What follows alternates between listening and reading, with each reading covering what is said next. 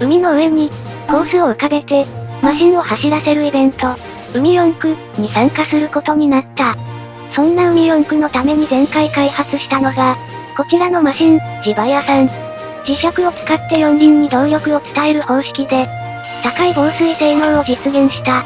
しかしながら、いくつか問題点を抱えているので、今回はジバイアさんの進化版を作り、会場コースを爆走してみよう。進化ポイントは2つ。1、クリアシャーシ。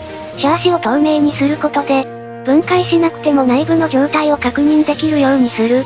2、ボールベアリング。通常のボールベアリングは、海水で錆びてお釈迦になってしまうので、特殊なボールベアリングを搭載する。3、ローラーセッティング。さすがに4ローラーでは不安定なので、安定してレーンチェンジを超えられるように、最低限のセッティング調整をしておこう。というわけでアップデートを開始する。まずはクリアーシャーシ。透明なフィラメントで出力すれば解決。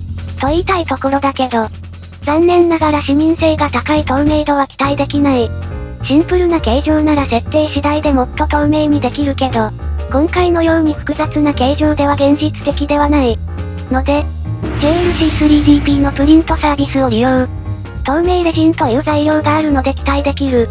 ただし前回作ったデータは、自宅の 3D プリンター用に設計してある。どういうことかというと、内部をスカスカにする前提で、ボリューム満点の形状になっているのだ。これを透明レジンで出力すると重くなりすぎてしまうので、3D データを修正。ぎっしり詰まっている部分を削ぎ落とし、体積を約 23% 削減した。ついでにカバー部分も 30% ほど軽量化。レジンの密度から計算すると、全体で約 13g 軽量化できた。完成した 3D データを JLC3DP のサイトにアップロード。素材は透明レジンを選択。予備も欲しいので数量は2個にしておこう。ちなみに通関手続きをスムーズにするために、依頼品の概要を入力する項目がある。本来は、おもちゃパーツが最適なのだけど、おもちゃじゃないや、の精神で、プラスチックモデルを選択した。ただし後で税関の分類を調べてみたら、おもちゃパーツなら基本的に無税だけど、プラスチック製品扱いになると、関税がかかる場合があるらしいので注意。まあ今回は用途的にも大丈夫そう。最後に配送方法。基本的には安くてそこそこ早い OCS がおすすめだけど、今回は海4区に間に合わせたいので、最速の DHL を選択し発注。8日後。ギリギリのタイミングで到着。もう少し日程を考えて発注すべきだった。出力品はこんな感じ。びっくりするくらい透明ですね。ただしこの透明感は、研磨やコーティングといった後処理によるものなので、内側の奥の方は少し曇っている部分もある。他のパーツはこんな感じ。素晴らしいクオリティですね。個数も全パーツ2個ずつ揃って、発注ミスっているのでホイールなどの部品は1台に4個使うのに、それらも2個で発注してしまった。しかしながら時すでにお寿司なので組み立てを強行し、進化版磁力カップリング式防水4区、ジバイアさんクリアースペシャル、完成だ。組み立て途中の画像は撮る余裕がなかった。発注ミスで不足した部品は進化前のものを流用。ただし各壁パーツは UV レジンでコーティングし、防水性能を強化している。その他の進化ポイントも順を追ってみてみよう。こちらの白いベアリングは、セラミックベアリングというもので、リング部分だけでなく中の玉もセラミックでできている。これなら海水でも錆びることはない。ただしセラミックベアリングは、大きな衝撃で割れることがあるらしいので、コースの壁に直接当たるガイドローラーは、ハイブリッドセラミックベアリングを採用。こちらは中の玉がセラミックで、リング部分はステンレスでできているので割れにくい。ちなみに撮影のために分解したら元に戻せなくなって泣いてる。どちらのベアリングも一番の弱点は価格。特に小さいサイズはかなりの高級品で、海外サイトでまとめ買いすればまだマシだけど、サイトによっては1個数千円で売っていたりする。予備や検証用も含めてたくさん買ったのだけど、果たして合計でおいくら万円になるのか、怖くて途中で計算をやめました。ローラーセッティングはハイブリッドセラミックベアリングを多用しつつ、レーンチェンジで飛び出さないように、フロントの下段にゴムリング付き2段ローラーを装備。なお、アルミローラーのベアリングは、プラスチックのブッシュに変更した。会場コースは路面が濡れている可能性があるので、タイヤはレストンスポンジタイヤに換装。こいつはウェットでも高いグリップ力を発揮するのだ。タイヤ径が少し大きいので最高速アップも期待できる。それと地味な変更点だけど、磁気カップリング部分のガスケットパーツをオミットし、シーリング材で塞いでしまった。一度組んだら外さない部分なので、極力弱点を減らしておく作戦。次は動作確認いってみよう。スイッチオン。おや？ちょっと嫌な音がしますね。これは前後のホイールを入れ替えたら解決した。どうやらクリアーパーツの貢献図で、ホイール内のクリアランスが狭くなってしまったみたい。カバー部分をグリスで防水して準備完了。マシン重量は 154.65g。進化前に比べて 20g 以上重くなってしまった。これはまずいかもしれない。本体重量は重くなり、タイヤの重量は軽くなった。さらにタイヤ径は大きくなり、グリップ力もアップ。これだとマシンスタート時に、磁気カップリングにかかる負荷が大きすぎる気がする。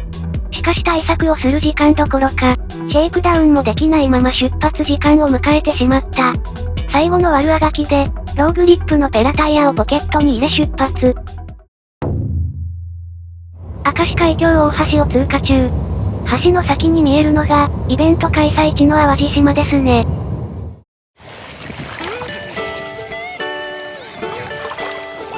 浜辺に到着。なんて穏やかで綺麗な海なのでしょう。この時点ではほぼ満潮で、夕方にかけて潮が引いていくらしい。みんなでコースを浮かべようとするも、初めてなので苦戦する我々。なんやかんやで浮かべることに成功。アニメに出てくるコースみたいなうねり方してる。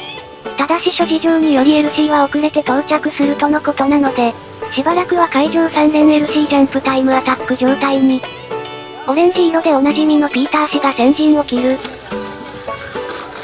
なかなか良い感じ。と思ったら引っかかってしまった。調整してリトライ。早いぞ。その後は浜辺でストリートミニ四駆をやるなどして、LC の到着を待つ。やはり波打ち際は砂が締まっていて走りやすいぞ。高場量は正しかった。ただし波にさらわれないように注意しよう。走行しているうちに、LC が到着し会場 JCJC が完成。早速走らせてみよう。ペラタイヤを装着しグリップを下げて挑戦。スイッチオン。ゴー。恐れていた事態が発生してしまった。グリップを下げてもダメとなると打つ手が。押してスタートすれば良いのでは？押しスタートならグリップ高くてもいけそうなので、スポンジタイヤで行ってみよう。ゴー。よし、走れたぞ。タイム計測。ノーマルミニ四駆よりは速そう。タイムは 4.45 秒。会場 JCJC 最速タイムが出たぞ。LC 的にはもうちょい速くても走れそう。ただし遠征なので使えるパーツが限られている。ので、こういうことになってしまう。無謀かもしれないけど、リチウムイオンのパワーを試してみよう。ゴー。速いぞ。オン？タイヤがぶっといだみたい。タイムは 3.53 秒。会場 JCJC 最速タイムを更新したぞ。代償として外側のタイヤが吹っ飛んでしまった。一回走って電圧が下がっているはずなので、ただのリトライ行ってみよう。ゴー。さっきより耐えているな。タイムは 3.48 秒。会場 JCJC 最速タイムをわずかに更新。リプレイを見ると、2回目の LC 直前でタイヤが飛んでいる。というわけで防水マシンで会場コースを爆走することができる。このまま終わったら防水の意味がないのでは？せっかくの防水マシンなのに、水に触れずに終わるのはもったいない。かといって、わざと吹っ飛ぶセッティングにするのは違う気がする。というわけで、小さい子供たちと大きい子供たちで海水をかけることに、遠慮なくバシャバシャかけてもろて、コースの一部の水位が増して、水四駆みたいになってますね。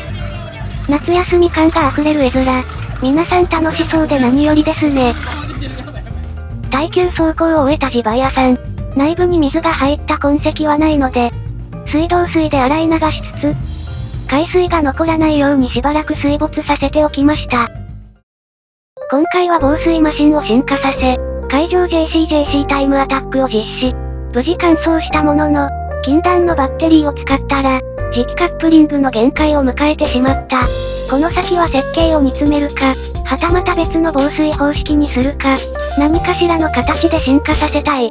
それと JLC3DP の透明レジンは、透明度が高く精度や強度も申し分なかったので、今後もマシン開発に使っていきたい。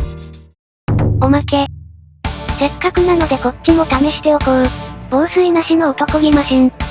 超低重心シャーシを使いつつ、軸受けやローラーはすべてプラベアリングで組み上げている。スイッチオン。ゴー。防水なしでも、飛ばなければどうということはなゴー。防水なしでも、飛ばなければどうということはない。よし。タイムは 3.58 秒。自バイヤさんよりちょっと遅いけど、タイムだけなら男気の方が伸びしろがありそう。最後に、海4区を開催してくれたヨッシーさん、一緒に遊んだり撮影を手伝ってくれた皆さん、ありがとうございました。